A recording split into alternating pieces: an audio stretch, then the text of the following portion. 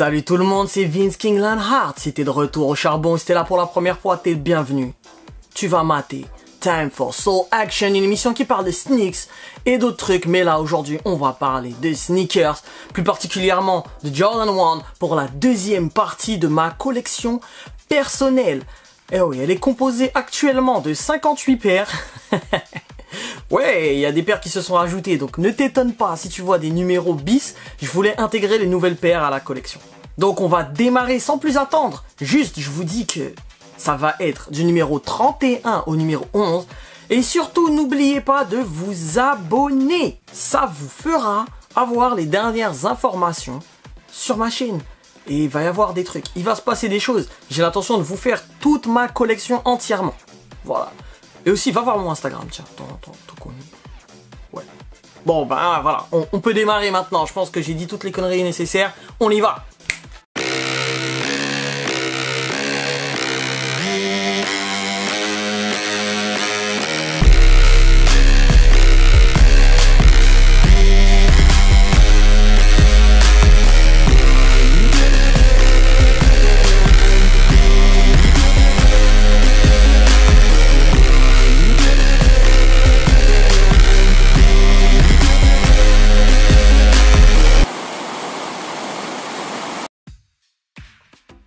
Numéro 44 bis, Jordan 1 Paint Green.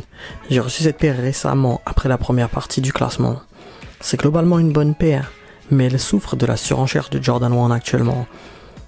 En fait, il y a tellement de Jordan 1 qui sortent là en 2020, 2019, 2018 que finalement il y a certaines paires qui sont bien, mais pas assez bien.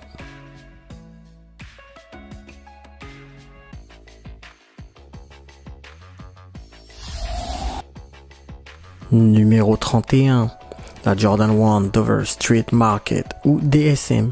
C'est un magasin multimarque situé à Londres. Pour plus d'infos, je t'invite à aller sur Wikipédia, hein, on va pas... Cette paire est magnifique. Le cuir verni est vraiment souple, c'est impressionnant. Il y a même des petits reflets sur le bleu, franchement, c'est pas mal.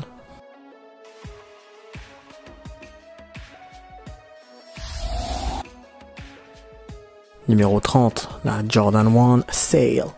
Et oui, c'est pas du blanc, c'est du Sail. Cherche pas à comprendre. Le pendant de la Triple Black. Jordan a tendance à sortir des modèles en pack. Donc la Sail pour le côté blanc et la All Black pour le côté noir. Ok. La paire est livrée avec des lacets rouges, comme la All Black. Stylé. Numéro 29, la Jordan 1 Crimson Tint. Qui a dit que le rose était réservé à la jante féminine? C'est terminé les gars, on est en 2020, c'est fini tout ça. Franchement, cette paire c'est un succès et on comprend pourquoi. Les tons sont à la fois neutres et forts. C'est un magnifique remix de la Jordan 1 Bread.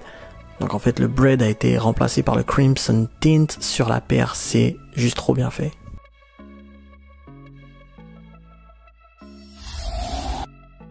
Numéro 28, la Jordan 1 SB Craig Stasic. Le Jordan 1 SB ont la particularité d'être plus confortable. Après, ça dépend de chacun, hein, donc de ton pied.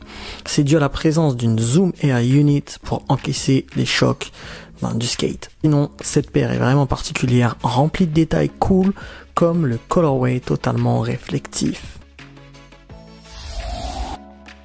Numéro 27, la Jordan 1 Bloodline. Une paire classique noire et blanche. Le léger surlignage rouge vient rehausser le tout. Franchement, moi j'ai adoré. Il y a beaucoup de choses à dire sur cette paire, mais je vais me concentrer sur une info. Il y a une deuxième version qui est censée sortir en 2020. C'est pas vraiment confirmé, mais c'est censé sortir. La Chicago Bloodline. Alors là, ça va faire très mal.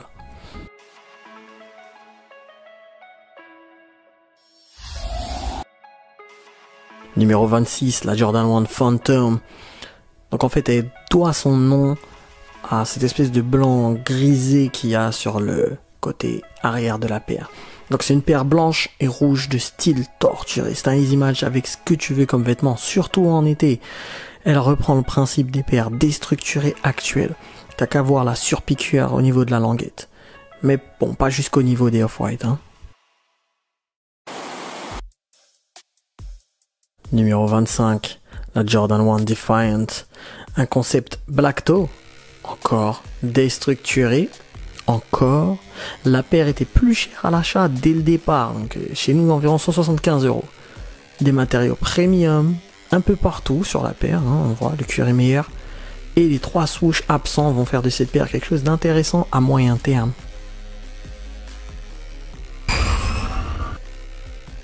La Jordan 1 Obsidian 2011 en numéro 24, sortie d'un pack avec 4 autres couleurs. Donc il y avait du rouge, du vert, du bleu obsidian, du jaune il me semble, enfin bref, 4 autres couleurs. La cote de la paire est inconnue, c'est-à-dire qu'il n'y a personne qui a cette paire neuve à vendre sur StockX. Donc de là à dire qu'elle est inestimable, je vous laisse juger.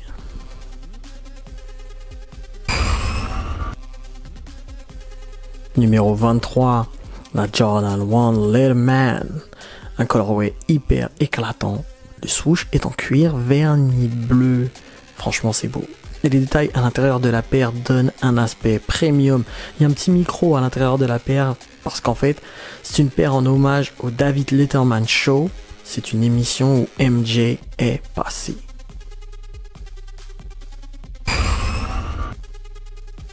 Numéro 22. Jordan 1 SB Custom Low, un petit Jumpman à l'avant, et voilà, t'as créé une paire iconique. Non, vraiment, le colorway extra simple avec le swoosh métallisé et le navy blue pour contraster le blanc. Une paire vraiment sous-cotée au départ, mais c'est fini, t'as qu'à regarder le prix juste au-dessus.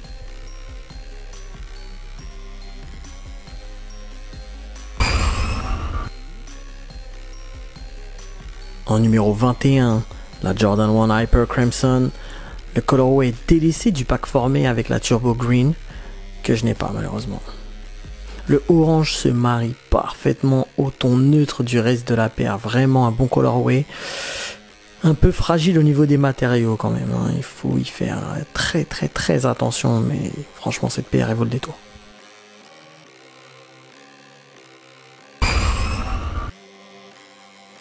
En numéro 20, la Jordan 1 Low OG Neutral Grey. J'espère que t'es bien assis. Valeur sur StockX, 4 900 €. Quoi? 4 900 €? Bon, c'est pour du 41, le 42 était pas dispo. Désolé, je vais être vulgaire. Mais merde quoi, c'est le prix d'une Fiat Panda. En numéro 19, la Jordan 1 Gym Red avec un red swoosh. On va l'appeler comme ça pour éviter la confusion avec l'autre paire. C'est une autre Black Toe et je pense qu'elle a été totalement surévaluée à sa sortie. Alors oui, je sais, tout le monde la kiffe, mais bon, hein, surévaluée quand même. Et avec le temps, elle est rentrée dans le rang. Une très bonne paire malgré tout. Blanc, rouge, noir, easy match.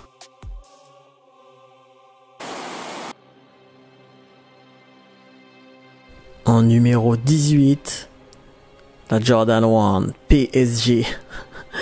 Alors là, je sens que ça va pas du tout plaire à certains, mais c'est comme ça, c'est moi qui fais le classement.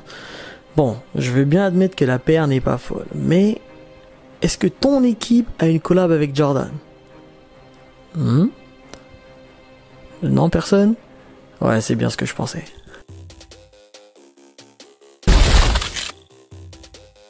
En numéro 17, la Jordan 1 Yellow Rocker. Une paire sortie d'un pack Region Lock, c'est-à-dire que chaque zone du monde a eu droit à certains colorways et pas aux autres. Sauf qu'en Europe, la hype des Jordan 1 n'était pas encore arrivée. Du coup, j'ai copé cette paire en clearance. Ouais. Le dernier niveau de l'échelle. 1 an et demi plus tard, elle vaut 600 €. Life is strange.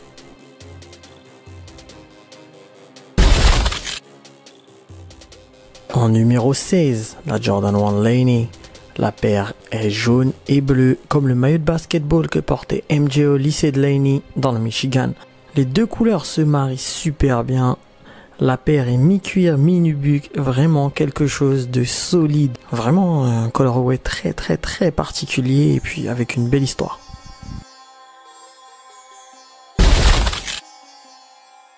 En numéro 15, alors là je vais vous surprendre, c'est la Jordan 1 Gatorade Blue Lagoon. Selon moi la plus cohérente du pack. À la fois visible, flashy et sobre. Oui, c'est possible, la preuve, c'est aussi la moins cotée du pack. Elle te coûtera un bras quand même en ce moment, avec toute la hype. Mais franchement, moi j'adore cette paire.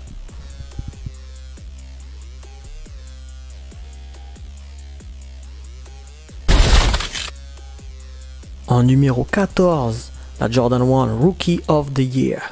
Elle doit son nom et son colorway à la chemise que portait MJ lorsqu'il a reçu le prix de Rookie de l'année en 84 ou 85, je me souviens plus. En tout cas, tu vois que chez Jordan Brand, avec n'importe quoi, on peut te faire une paire. La moindre histoire, c'est une paire. Donc c'est un easy match, mais alors vraiment super fragile à cause des parties en Nubuck.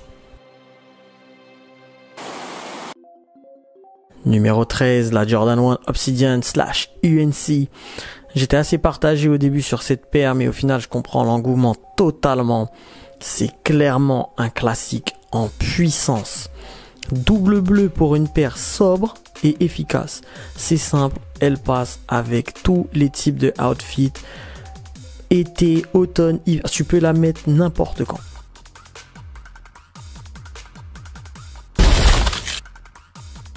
En numéro 13 bis, la Jordan 1 Cold Purple 2.0. Donc quand j'ai reçu la paire récemment, c'est pour ça qu'elle fait pas partie du classement officiel. Mais bon, vous voyez où est-ce qu'elle est classée. Hein. C'est une Jordan 1 Chicago, mais en violet. Donc le rouge a été remplacé par du violet. Franchement, est-ce que j'ai besoin d'en rajouter? Non. Voilà, profitez-en.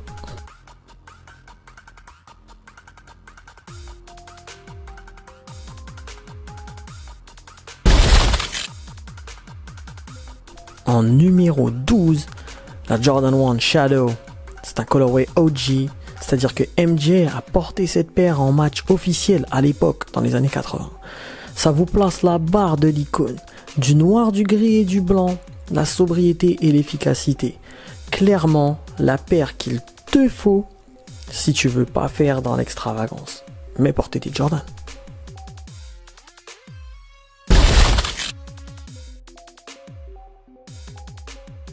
Numéro 11, la Jordan 1 Carmine. Le rouge de cette paire est basé sur la Jordan 6 du même nom, un colorway OJ de la 6. J'adore la manière inhabituelle de jouer avec le code couleur des Bulls. Tu vois, le rouge, le noir et le blanc qui ont été totalement mismatch. Et surtout ce rouge très vif et présent, une paire parfaite pour l'été. Ouais, j'espère que t'as kiffé, c'est tout pour moi aujourd'hui. N'oublie pas, le plus important, clique sur s'abonner. Abonne-toi à la chaîne et tu rateras pas le top 10. Et je sais que tu es là pour ça. Je sais que tu te demandes, merde, qu'est-ce qu'il va y avoir dans le top 10? Ouais, bah, je vais pas te le dire. Je vais attendre la vidéo. Eh ouais. Eh, tu crois quoi? Moi, je suis là pour ça. Hein. Donc, enfin, t'as constaté qu'elle était pas déjà dans la deuxième partie. Donc, forcément, elle y sera quelque part. Donc, je te love. Je t'envoie des bisous. Beau gosse, belle gosse. T'es abonné. T'es plus qu'un bon. T'es un OG. Et à la prochaine, comme je te dis. Peace.